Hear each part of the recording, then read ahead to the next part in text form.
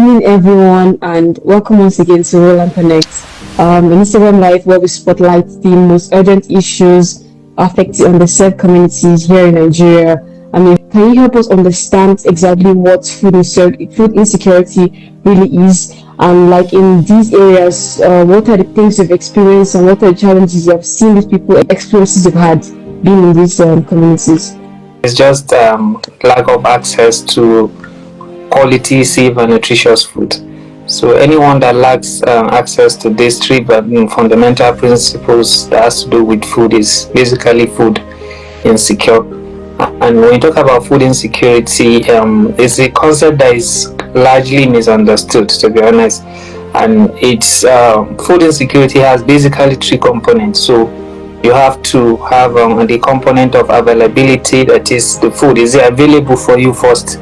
Then you have the concepts of is it accessible and affordable, because it's one thing for it to be available probably at the point of production, but then you at the point of consumption you are not having it due to one reason or the other. So that's another concept. You need to have availability, affordability, and access. That means you are able to buy. And aside that, also there needs to be an aspect of stability to it, so we are able to buy over a period of time or at every given time. And basically, if I look at the communities and the people I work with over the past years, I would say the most peculiar thing or thing that is peculiar to all of them when it comes to food insecurity is the fact that they are facing either economic, social, or environmental factor that is making or limiting their access to food, and that makes them to be food insecure. When you say a community is food insecure, what are the first signs you look out for, and how do local conditions shape the severity of food challenges? Communities or underserved areas can be categorized as food insecure. Basically, when households within the community are unable to afford or access food, either due to unavailability, due to inflation, high cost, due to whatever issues, maybe economic shocks, climatic shocks that cause them some level of vulnerability. So the households that cannot afford food security, that cannot be food secure to some certain level, can then be seen as food insecure household. And then when certain percentages of the community, of the households in the community, do not have secure access to safe, nutritious food, then the community can be ranked as food insecure. So bringing this idea to practice on the field, you will notice that when you visit communities and you observe the kind of coping mechanisms that are put in place by the household or the people in the community, you see people sending children out of school to go and get food, or to go and beg, or to go and work, and people selling their economic assets or their household assets to be able to afford food, and people having high cases of malnutrition among pregnant and lactating women or children under the age of 5 or under the age of 2, and the prevalence of other diseases. One thing with Nigeria is you find out that those food producing areas are actually the ones that suffer more from food insecurity, and because they're the ones that suffer most from crisis prone areas. Within a flashpoint and something has gone wrong, and then everybody is in-house, doesn't have access to food, you can't access the farmland and all of that. So it has really been a challenge, I won't lie.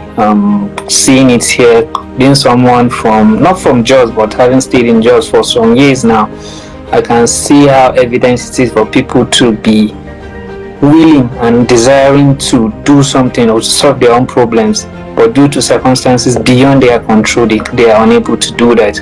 And you'll find out that people are spending much of their income on food, and they will tell you that there is this saying that the higher the proportion of your income you spend on food, the more likely food insecure you are going to be.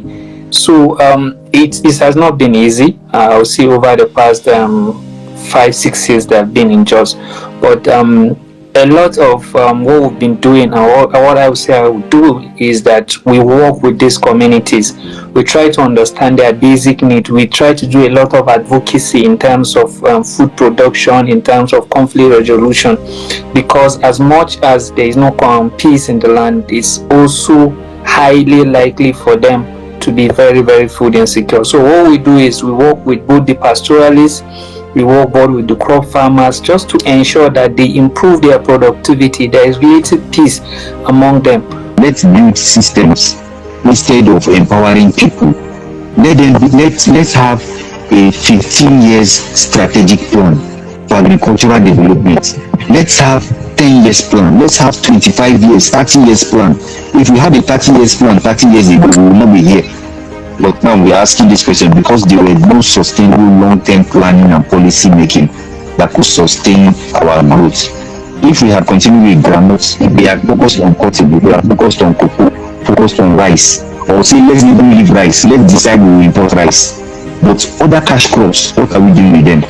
Other crops are growing the value chain, because rice just became very popular in Nigeria about 60, 70 years ago. Before then, we had our local alternatives.